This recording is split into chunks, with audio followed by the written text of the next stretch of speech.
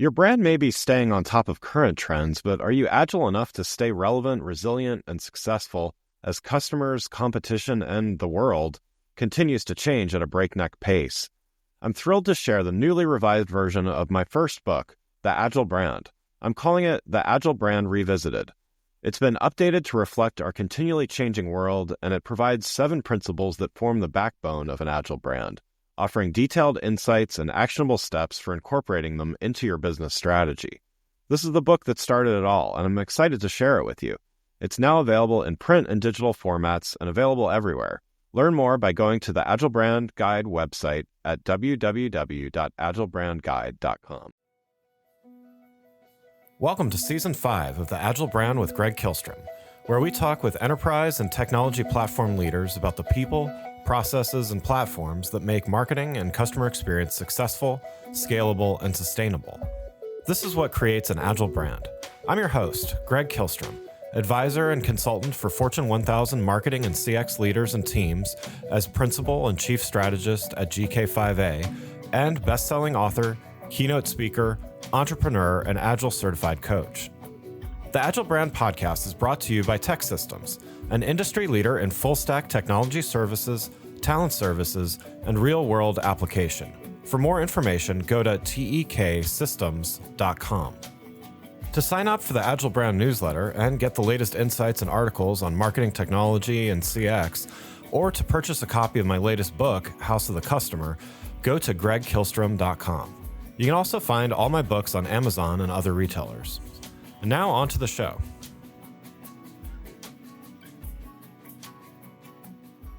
I am here in Durham, North Carolina at the 2023 CXPS, that's Client Experience for Professional Services Conference. Today we're going to talk about CX and professional services and some of the unique challenges and opportunities. To help me discuss this topic, I'd like to welcome Ryan Suydam, Chief Experience Officer at ClientSavvy. Ryan, welcome to the show. Hey, Greg, thanks so much for having me, and thanks for being here at CXPS. Yeah, really excited to be, we're a media sponsor here, really excited for the partnership here. So why don't we get started and talk a little bit about your background and your role at ClientSavvy? Sure. I co-founded ClientSavvy 19 years ago in 2004. We grew this business out of an architecture firm. I told my boss I was going to leave and go do a tech startup, and he goes, "What if we do a tech startup?" Nice. And we started building a platform to really understand client preferences, and didn't quite work. So we asked our employees what they wanted. They wanted a whole project management platform, and they wouldn't use it. But this little Venn diagram between the two was this idea of client feedback and finding out how are we doing after we've done it. And so we did not set out originally to be where we are, but over the last 19 years, I've just really developed a passion for listening to clients, developing empathy, and then structuring that organizationally at scale. Nice. Yeah, we're going to get back to a little bit about, some of the things measuring customer experience and things. First, though, I wanted to, as I mentioned, we're here at the Convention Center in Durham, North Carolina, here for the CXPS conference, something that you've had a part in for a while now. So let's start by talking about that. And can you give a little background on the CXPS conference, how long you've been doing it, who the target audience is, things like that? Absolutely. So we started this in 2015. In the name, Client Experience for Professional Services. That's what we're focused on. And every professional services firm, whether it's engineer, architect, law firm, accounting firm, every professional services firm has HR, they have marketing, they have IT, they have accounting, they have all these functions that make the business work. And so few have yet implemented a dedicated CX function or an organized CX function. So after about 10 years in business, we realized the firms we were working with, they all felt alone. They all felt like they were the only ones doing it, and there just weren't professional circles for them to learn from each other, share best practices. So we brought together CXPS really to help bring together the early adopters who were bringing CX into their organizations. And we do a lot with knowledge sharing and best practices, of course. But if you talk to any of the people here, overwhelmingly what you're going to hear is, first and foremost, they feel like this is a community. They feel like this is home. They feel like these are their people. So it's a very progressive audience. And because of that, there's real true innovation going on here. So they love being around other innovators like them. That's great. That's great. And so, having done this for 5 years now, certainly you probably are seeing trends in the industry and things. So are there any themes that you're seeing this year, things that are at the top of people's mind that you just had to include in the conference? And, what's kind of top of mind? Absolutely. So ever since the pandemic, the number one challenge we've heard from our clients is a talent identification and retention. So that's been a strong theme. We've got 4 workshops. We do a lot of experiential learning here imagine we do experiential learning at an experience conference. So right now we've got 3 concurrent 2.5-hour workshops going on, and 2 of them right now are focused on the employee experience side. One of them's on the connection between the client experience and employee experience. So that's a key theme this year. Every year, the last few years, the employee experience side has really increased in importance. But we're also seeing the early signs of recession, some of the leading indicators, some backlog metrics, other things like that are starting to surface. So we're also bringing in some strong recession preparation strategies this year, looking across a couple million sentiment data points from the client surveys we've helped firms with. The number one theme that's been coming up more this year than anything else is a real sensitivity to budgets and pricing, and that's not something we've seen for several years. So whether the market indicators are saying there's a recession or not, there's some of that fear and uncertainty in our client base, and they're telling us if we would just stop and listen. So those are some themes that we're bringing in this year as well. Got it. Yeah, again, having done this for a few years, you can, it's almost a barometer for what's going on in the market, right? Absolutely. What are you most excited about this year at the conference? Oh, I've told the story a few times this week. The week leading up to CXPS is always my most stressful, anxiety because I want it to be amazing. But last night was our welcome reception, and just having everyone here, it filled my heart. It really did. This is a very emotional week for me because the people here are so amazing. What's incredible about a CX conference is everyone here is outward focused. They're other oriented. You need that to be a CX leader. Yeah. So the people here are all very outward focused and really just want to create value, want to deliver value. So my favorite thing is just being around all these value creators who really, truly, passionately share their best ideas. And I've never been to another conference where arch competitors will sit at the same table and just say, here's my playbook, here's your playbook. How do we compete against each other tomorrow, but we're going to work together today. And I love that culture here. Yeah, wonderful. So let's talk a little bit about client or customer experience and professional services in general. Certainly, on this podcast, we talk a lot about CX in a number of different industries, but professional services, certainly unique. I used to own a marketing agency. I know that, I know both sides of it, I guess you could say, but from your perspective, what makes CX and professional services unique? Unique, difficult. I'm not really sure which word you want me to answer there. So professional services have a lot of defining characteristics that demand a unique approach to client experience. And I even kind of resist the word customer experience because we have clients, not customers. Yeah. All clients are customers, not all customers are clients. Professional services, you tend to have very long, complex journeys. The journeys tend to be packaged up as a service delivered as a project, as opposed to a service experience you might have at a restaurant. They tend to be very highly individual. You tend to have like a named project manager or account manager working with named people. I mean, you send Christmas cards to each other.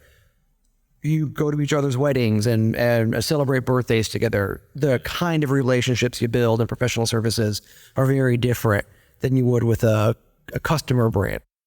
I'm a huge fan of Southwest Airlines. I got 1 million points. I've got all the status. I don't know the name of anybody at Southwest Airlines. Yeah. Whereas if you hire a lawyer or an engineer or an architect, there's a relationship there. So all of those elements combine to mean CX has to be different.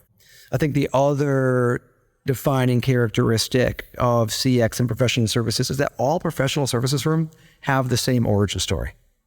It's always some guy, some gal with your 3 initials, and they're working for the man, and they think they can do it better, but they can't go leave and start their own company without having built some relationships first so they can bring some work with them. No one leaves to start their own professional services firm without bringing some clients with them. It takes almost no capital to start a professional services firm. It's your experience, your talent, your hours.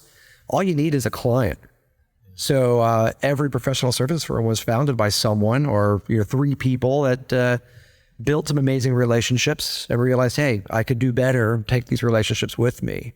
So at the root of every origin story is a passion for clients. And boy, I got to keep those clients because that's how I would pay my mortgage. And some of them grow and they succeed, become hundreds or thousands of people. But that means that the baseline in professional services is so much higher than almost every other industry. Yeah. That makes competing really hard when everyone has a baseline of a good. Before we continue, let's take a quick break. If you're like many marketing leaders today, you're inundated with a need to improve the customer experience across an increasing number of channels and touch points, all while ensuring your team is performing well, innovating, and continuously improving. So how do you find the time to determine what's next for you, your team, your brand, and your customers? My company, GK5A, can help. Whether it is advisory services, evaluation of marketing technology platforms and solutions, or digital agencies and implementation partners, or assistance with creating strategic roadmaps and prioritization of efforts, we've done it all and served as an ally to Fortune 1000 brands in industries like financial services, healthcare, consumer electronics, professional services, and more.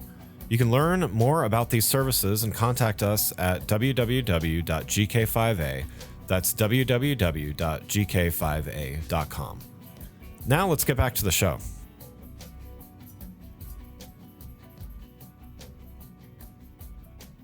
And so, yeah, I mean, given that there is that relationship focus, I mean, particularly at the beginning, you're a small firm, building, growing, probably, the owners or founders have relationships with all of their clients to some point.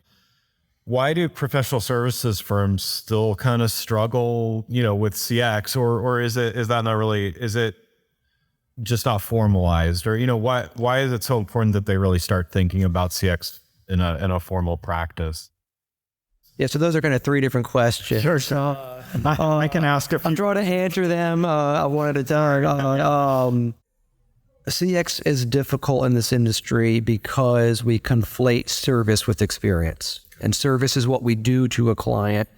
Experience is what we do with a client. The service is the mechanics. The experience is the emotional reaction your client has with those interactions and those touch points. So I think one of the first gaps is because the baseline in the industry is already pretty good, at least compared to other kinds of businesses and industries. There's a lot of complacency because service is in the name of the industry. Professional services, the level of service tends to be pretty high. And we get, again, complacent that the service being good means the experience will be good. And yet experiences are individual, they're human, they're emotional, and there's all kinds of external factors that can change the context of your client overnight. And if you're not managing the experience, you're missing out on some opportunities. The other thing I think that makes CX difficult for firms is not just conflating service and experience, but also the very independent spirit nature, professional services. I'm using air quotes here. We're entrepreneurial, which just means everyone kind of does it their own way. And a lot of experience management is about standardization, predictability, and being able to set appropriate expectations in the marketplace and consistently deliver on them. Like you go to any Chick-fil-A, anywhere, any state, and except on Sunday, it's going to be the same experience no matter where you go. And they can pull that off at thousands of locations, independently owned franchise with minimum wage, poorly trained employees. So if you can do that for an $8 box of chicken nuggets, why can't we for an $8 million design or construction project? I think the third question you asked was, why is it important to do client experience. And we're moving more and more towards an experience economy. And you can Google the phrase experience economy. You'll see tens of thousands of blogs, videos, podcasts, other things on experience management. The same people who are choosing to stand in line and pay thousands of dollars for the privilege at Disney, the same people who are passing by one drive-through to go to another because the experience is better, even if the food isn't their favorite. The same people who are buying on Amazon and the first thing they do is filter by 4 stars and up because they want a positive experience, are choosing engineers, architects, lawyers, contractors. So we have experience-based buyers, and the firms that are innovating on experience are exceeding. We did a poll here of the audience this morning in the keynote, and 67% reported that their firm last year saw above average growth and above average profitability. Smart firms are using CX and tying it specifically to business outcomes. CX absolutely drives client loyalty. It drives revenue growth. It drives margin up, improves client lifetime value, shortens your win cycles. Most firms that I've worked with, the ROI on CX it's not like 10 to 1. It's like 1,200 to 1. It's pretty incredible what CX can do for an organization. That's great. Yeah. And so, last question I want to ask is really based around that is the value, but we're talking about it from the client perspective. So I'm going to hire a firm and, I've got 3 choices, let's say, that they all come recommended, and I pull up their websites and they all say they do the same things, and everybody that recommended them they says nice things about them. How does a firm differentiate itself, amongst its competition using client experience? That must be a key point of differentiation. So let me ask you a question before I answer, Greg. When you were growing up, did you have any posters on your wall? I did, yeah. What were your posters? Fast cars or Lamborghini Countach? Yeah, right. Yeah. So as a young man, you had the Lamborghini on your wall, and you're probably still like me, aspiring one day to buy that car, right? You're right.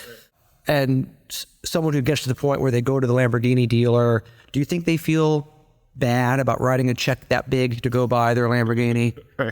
Right? Yeah. It's something they've aspired to. They have this emotional connection to it. Yeah. No one wakes up and says, today is the day I get to hire a wastewater engineer. Yeah. Fair enough. No one had the poster on the wall as a kid of an accountant with, a pocket protector, whatever you want to say. We don't have an aspirational offering. Yeah. Maybe architects, might get away with that, but by and large, we don't have aspirational offerings. Yeah. We're a legally required or, technically required piece of the equation. Yeah. So we need to build some experiential connection, both through our marketing and our brand reputation, through the sales process, the proposal process. Proposals suck. Yeah. Writing them sucks, reading them sucks. Boy, if we can deliver a different experience, a more enjoyable experience in that process, buyers are going to be more inclined to buy from us. If we talk about the experience that you're going to have with us, we've designed an experience for you. Yeah, you're going to get your wastewater treatment plant, but here's how we're going to take care of you, the human, all the way through, and what your objectives are, personally, professionally, connecting on that human level. Buyers are inclined towards people who they want to spend time with and work with. Buyers are inclined towards people that they like. So experience management is really understanding your potential and your existing clients at that emotional level, making that connection, and then capitalizing on it to bring business in, retain the business, grow the business. And what happens is you got great work coming in the door. It's coming in reliably. They're not price shopping you because they want to buy from you. And your staff are showing up every day feeling like they're getting all the love because they're not dealing with frustrated clients all day who are being underserved. And so your staff retention becomes so much easier. Their satisfaction goes up. And they do better work because they're working from ahead rather than working from behind. So when you really look at the experience management ecosystem of what's possible when you engage with these people at an emotional level, the outcomes are really pretty phenomenal. And I know I'm talking to an audience who maybe is a very technical audience, like, what's all this fluffy duffy emotion stuff?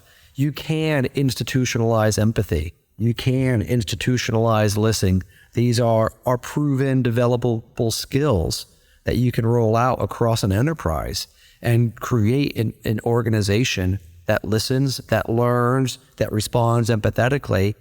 And you're growing the organization, but you're also growing and nurturing better human beings inside the organization. So I think experience management is just one of the most satisfying things any organization can take a journey on.